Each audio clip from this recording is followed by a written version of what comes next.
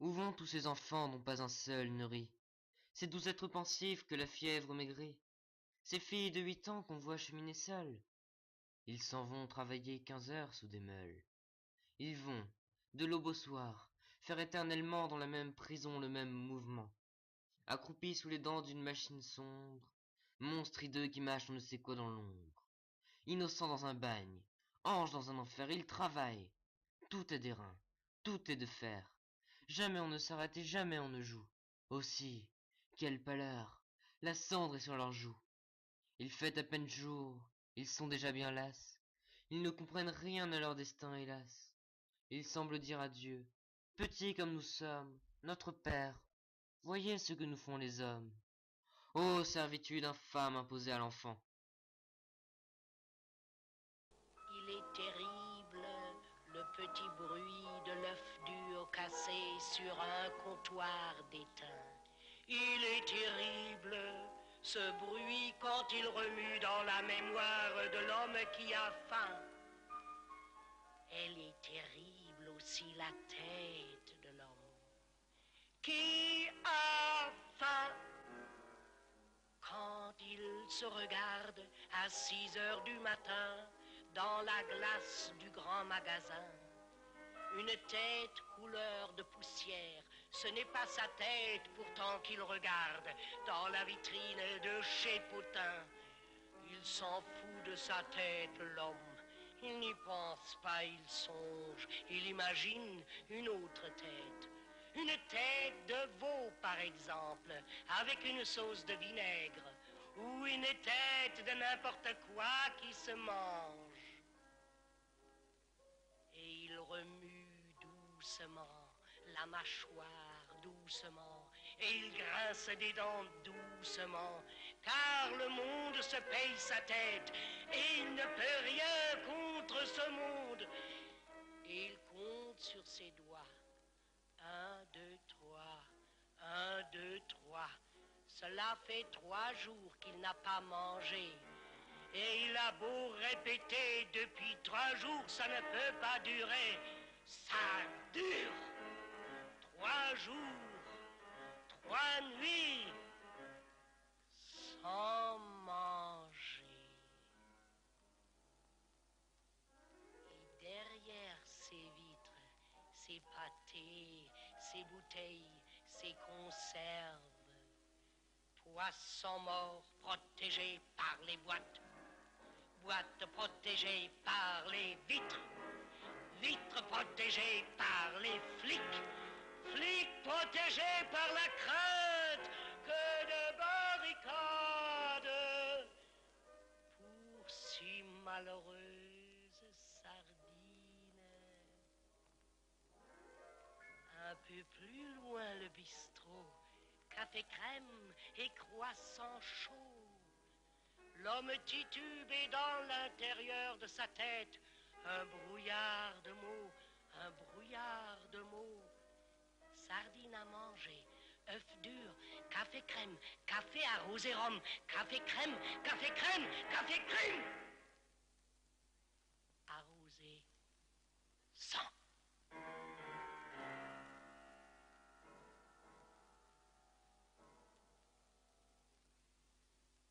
Un homme très estimé dans son quartier a été égorgé en plein jour. L'assassin, le vagabond, lui a volé 2 francs. Soit un café arrosé, 0 francs 70. 2 tartines beurrées et 25 centimes pour le pourboire du garçon.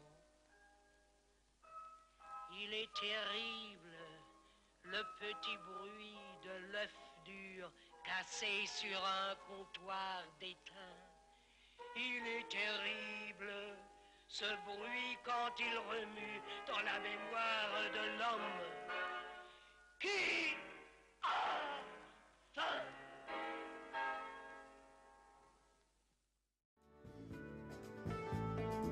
Comment crois-tu qu'ils sont venus? Ils sont venus, les poches vides et les mains nues, pour travailler à tour de bras et défricher un sol ingrat. Comment crois-tu qu'ils sont restés? Ils sont restés en trimant comme des damnés, sans avoir à lever les yeux pour se trouver tout près de Dieu. Tous ensemble, ils ont moitu, plein de ferveur, de vertu. Tous ensemble, bâti un temple à temps perdu. Comment crois-tu qu'ils ont tenu? Ils ont tenu en étant croyants et têtus, déterminés pour leurs enfants, après un monde différent. Les émigrants. Comment crois-tu qu'ils ont mangé? Ils ont mangé cette sacrée vache enragée qui nous achève ou nous rend fort, soit qu'on en crève ou qu'on s'en sort. Comment crois-tu qu'ils ont aimé? Ils ont aimé en bénissant leur premier-né, en qui se mélangeait leur sang, leur tradition et leurs accents. Tous ensemble, ils ont bientôt créé un univers nouveau. Tous ensemble, sans holocauste et sans ghetto. Comment crois-tu qu'ils ont gagné? Ils ont gagné quand il a fallu désigner des hommes qui avaient des crans. Ils étaient tous au premier rang. Les émigrants. Comment crois-tu qu'ils ont souffert? Ils ont souffert, certains en décrivant l'enfer, avec la plume ou le pinceau, ça nous a valu Picasso. Comment crois-tu qu'ils ont lutté? Ils ont lutté en ayant l'amour du métier, jusqu'à y sacrifier leur vie. Rappelez-vous Marie Curie. Tous ensemble, avec leurs mains, ils ont travaillé pour demain. Tous ensemble, servant d'exemple au genre humain. Comment crois-tu qu'ils ont fini? Ils ont fini, laissant un peu de leur génie dans ce que l'homme a de tout temps, fait le plus beau et le plus grand. Les émigrants.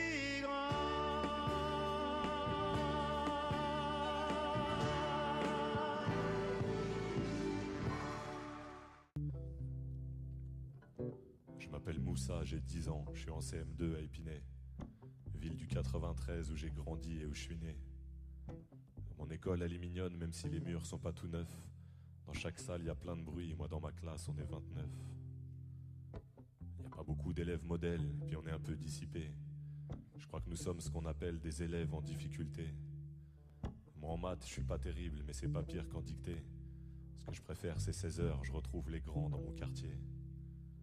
Pourtant ma maîtresse je l'aime bien, elle peut être dure mais elle est patiente. Et si jamais je comprends rien, elle me réexplique, elle est pas chiante. Elle a toujours plein d'idées et plein de projets pour les sorties. Mais on n'a que 2 quarts par an qui sont prêtés par la mairie. Je crois que mon école elle est pauvre, on n'a pas de salle informatique. On n'a que la cour et le préau pour faire de la gymnastique. À la télé j'ai vu que des classes faisaient du golf en EPS. Nous on n'a que des tapis, des cerceaux et la détresse de nos maîtresses. Alors si tous jouent à l'école, il est temps d'entendre le SOS. Ne laissons pas se creuser le fossé d'un enseignement à 2 vitesses. Au milieu des tours, il y a trop de pions dans le jeu d'échecs scolaires. Ne laissons pas nos rois devenir fous dans des défaites spectaculaires. L'enseignement en France va mal, personne peut nier la vérité. Les zones d'éducation prioritaires ne sont pas des priorités. Les classes sont surchargées, pas comme la paye des profs minés. Et on supprime des effectifs dans des écoles déjà en apnée. Au contraire, faut rajouter des profs et d'autres métiers qui prennent la relève.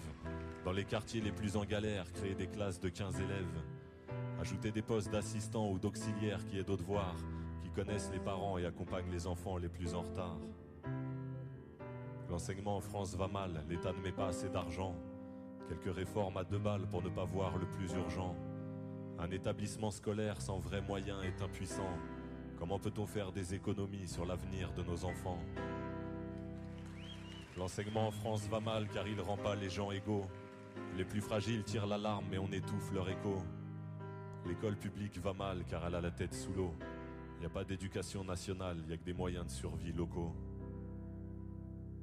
Alors continuons de dire aux petits frères que l'école est la solution. Mais donnons-leur les bons outils pour leur avenir, car attention, la réussite scolaire dans certaines zones pourrait rester un mystère, et l'égalité des chances un concept de ministère. Alors si tous jouent à l'école, il est temps d'entendre le SOS. Ne laissons pas se creuser le fossé d'un enseignement à deux vitesses. Au milieu des tours, il y a trop de pions dans le jeu d'échecs scolaires. Laissons pas nos rois devenir fous dans des défaites spectaculaires.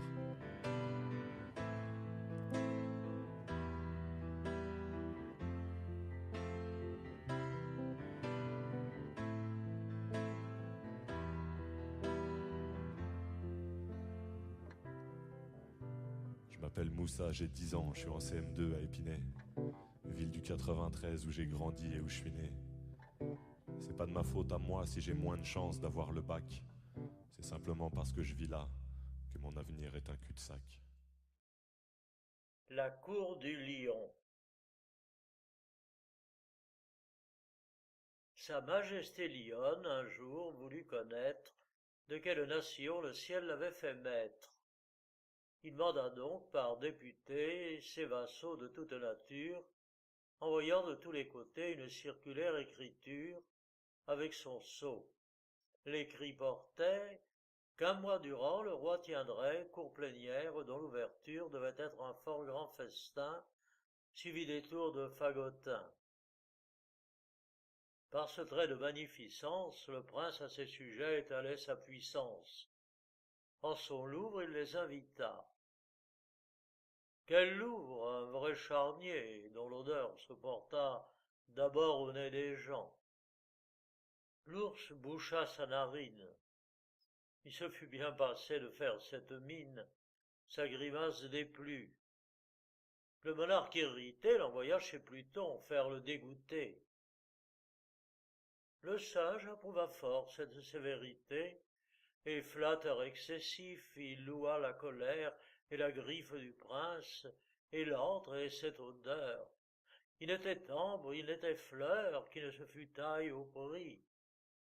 Sa sotte flatterie eut un mauvais succès et fut encore punie. Ce bon seigneur du lion-là fut parent de Caligula. Le renard étant proche, « Or ça, lui dit le sire, que sens-tu, dis-le-moi, parle sans déguiser. » L'autre aussitôt de s'excuser, alléguant un grand rhume.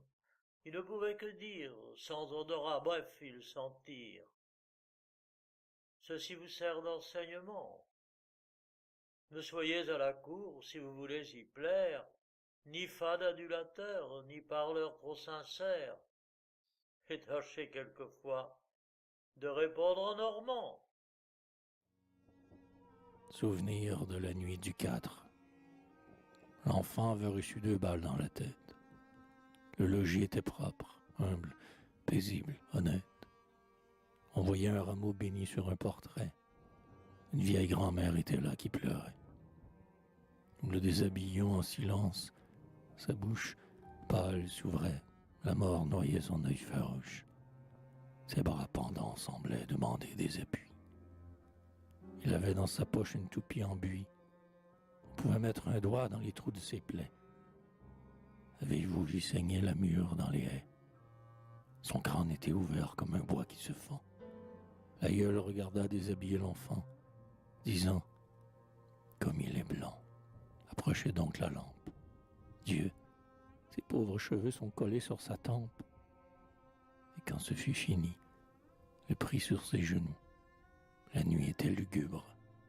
On entendait des coups de fusil dans la rue où l'on en tuait d'autres.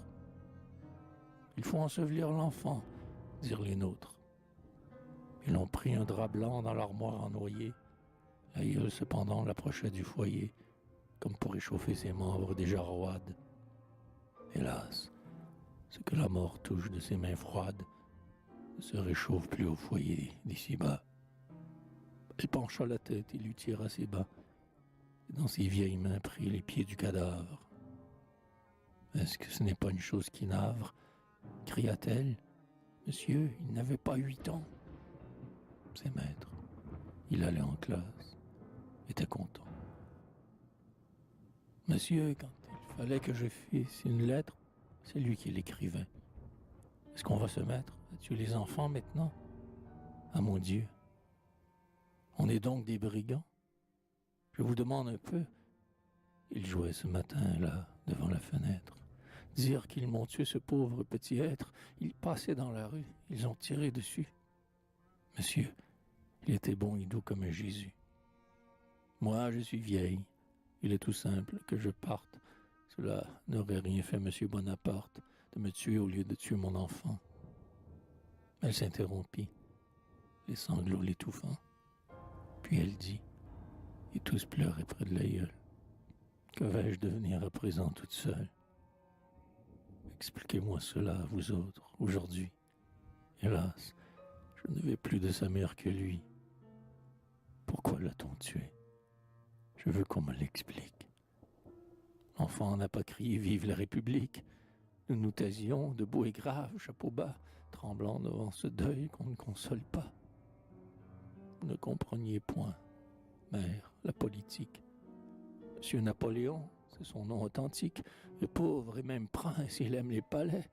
Il lui convient d'avoir des chevaux, des valets, de l'argent pour son jeu, sa table, son alcôve, ses chasses. Par la même occasion, il sauve la famille, l'église et la société.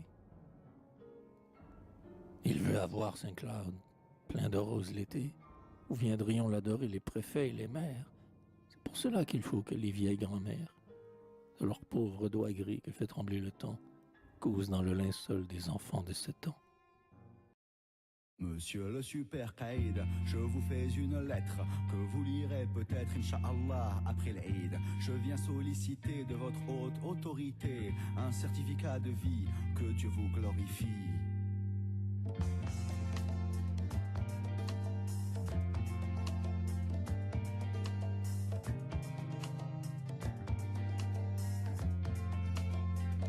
Si je ne vous suffis pas, j'ai 12 témoins présents ici qui diront devant la loi que je suis vivant et merci. J'ai pensé à rajouter quelques timbres, quelques billets, du genre de ce qu'on est lorsqu'on est un peu pressé.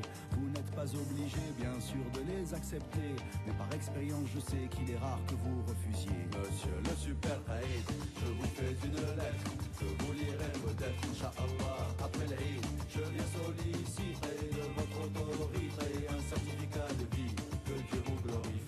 Ce précieux document, bien sûr, n'est pas pour moi. C'est juste un instrument pour que vous ne m'oubliez pas. Je serais fort ravi si vous gardiez une copie du certificat de vie juste au-dessus de votre lit. Et vous le verrez ainsi au réveil vers midi. Et garderez à l'esprit que je suis vivant et merci. Monsieur le super Qaïd, je vous fais une lettre que vous lirez peut-être, Inch'Allah, après l'Aïd. Je viens solliciter de votre autorité un certificat de vie, que Dieu vous glorifie. Vous êtes super Qaïd et je ne suis pas Superman. Et mes poches sont vides, mon cerveau est en panne. C'est que l'administration est une chose très compliquée. Malgré mon attention, j'arrive pas à m'y retrouver. Merci de dispatcher les demandes ci-après aux autorités compétentes ou juste concernées. Je veux un nouveau stade d'honneur, des ordures qu'on ramasse à l'heure, un peu de bonne humeur et si possible quelques fleurs. Voyez-vous, tous mes amis rêvent de quitter le pays. Et pour qu'ils restent ici, il faudrait juste un tout petit effort de votre part, monsieur le super Qaïd. Que vous soyez moins flemmard et peut-être moins avide. Monsieur le super Qaïd, vous lirez pas cette lettre, vous n'êtes pas intrépide. Elle fait plus d'1 kilomètre et vous n'écouterez pas non plus. Au bas, tant que le syndicat ne nous a pas mis sous contrat. Monsieur le super Qaïd, vous me voyez tout livide. Je viens de réaliser que je me suis trompé, car c'est vous en effet qui devez nous prouver la bonne qualité de votre activité. Merci de préparer votre certificat de vie dans les plus brefs délais et en 30 millions de copies. Monsieur le super Qaïd, si vous lisez cette lettre, je vous prie de la transmettre aux autres super Qaïd. Merci de préparer vos certificats de vie dans les plus brefs délais en 30 millions de copies. Merci de préparer vos certificats de vie en 30 millions de copies.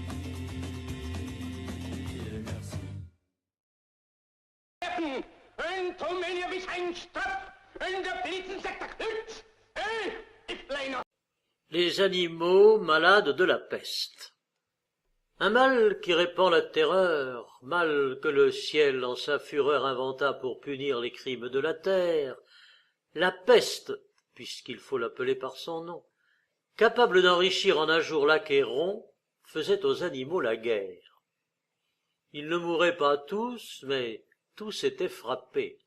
On n'en voyait point d'occupés à chercher le soutien d'une mourante vie. Nullement n'excitait leur envie, ni loup ni renard n'épiaient la douce et l'innocente proie, les tourterelles se fuyaient, plus d'amour partant, plus de joie.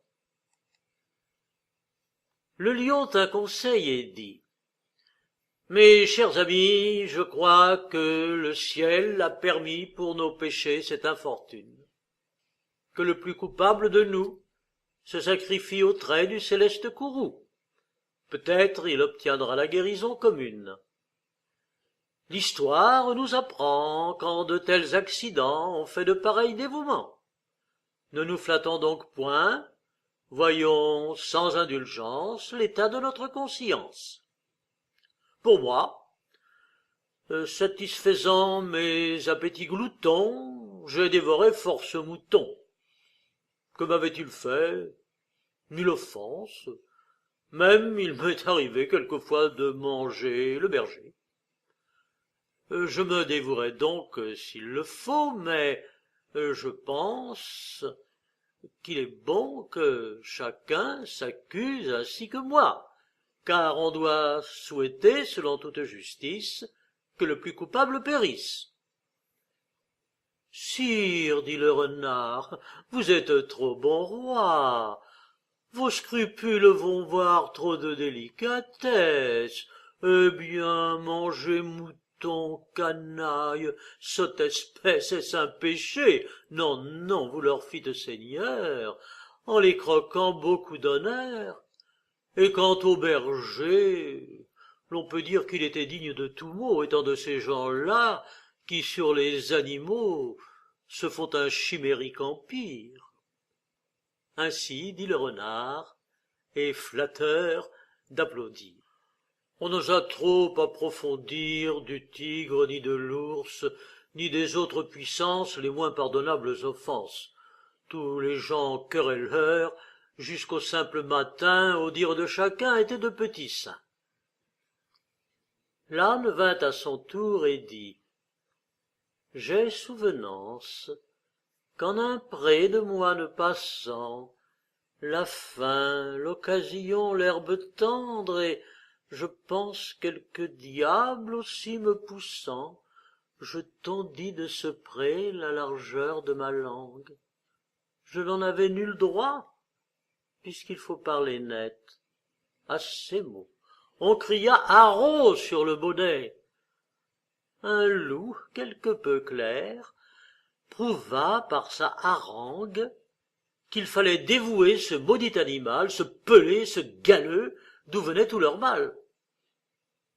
Sa peccadille fut jugée incapendable. Manger l'herbe d'autrui, quel crime abominable! Rien que la mort n'était capable d'expier son forfait.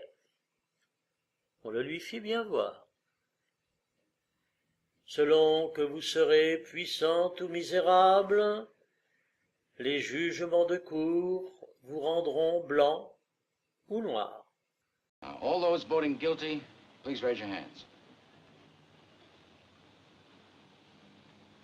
1, 2, 3, 4, 5, 6, 7, 8, 9, 10, 11. Okay, that's 11 guilty. Leurs jambes, pour toute monture, pour tout bien l'or de leur regard, par le chemin des aventures, ils vont haillonneux et hagards. Le sage, indigné, les harangue, le sot plaint ses fous hasardeux, les enfants leur tirent la langue et les filles se moquent d'eux. C'est qu'odieux et ridicule, et maléfique en effet, ils ont l'air, sur les crépuscules, d'un mauvais rêve que l'on fait. C'est que, sur leur si aigre guitare, crispant la main des libertés, il nasit des chants bizarres, nostalgiques et révoltés.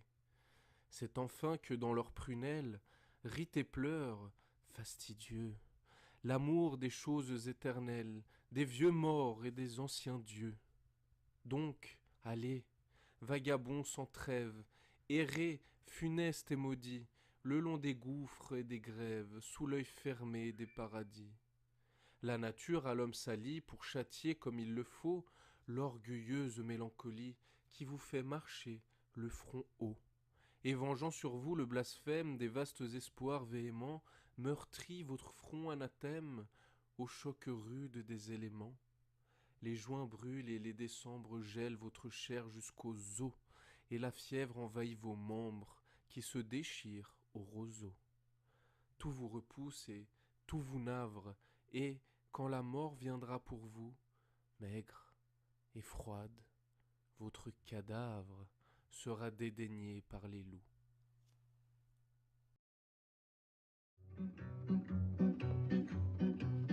Au village sans prétention, j'ai mauvaise réputation. Je me démène ou je reste quoi? Je passe pour un je ne sais quoi. Je ne fais pourtant de tort à personne en suivant mon chemin de petit bonhomme. Mais les braves gens n'aiment pas que l'on suive une autre route que. Non, les braves gens n'aiment pas que l'on suive une autre route que. Tout le monde médit de moi, sauf les muets, ça va de soi. Le jour du 14 juillet, je reste dans mon lit douillet. La musique qui marche au pas, cela ne me regarde pas. Je ne fais pourtant de tort à personne en n'écoutant pas le clairon qui sonne. Mais les braves gens n'aiment pas que l'on suive une autre route que. Non, les braves gens n'aiment pas que l'on suive une autre route que. Tout le monde me montre au doigt, sauf les manchots, ça va de soi. Quand je croise un voleur malchanceux, poursuivi par un cutéreux, je lance la patte et pourquoi de terre, le cutéreux se retrouve par terre. Je ne fais pourtant de tort à personne en laissant courir les voleurs de pommes. Mais les braves gens n'aiment pas que l'on suive une autre route que. Non, les braves gens n'aiment pas que l'on suive une autre route que. Tout le monde se rue sur moi, sauf les cul-de-jatte, ça va de soi. Pas besoin d'être Jérémie pour deviner le sort qui m'est promis. S'ils trouvent une corde à leur goût, ils me la passeront au cou. Je ne fais pourtant de tort à personne en suivant les chemins qui ne mènent pas à Rome. Mais les braves gens n'aiment pas que l'on suive une autre route que. Non, les braves gens n'aiment pas que l'on suive une autre route que. Tout le monde viendra me voir pendu, sauf les aveugles, bien entendu.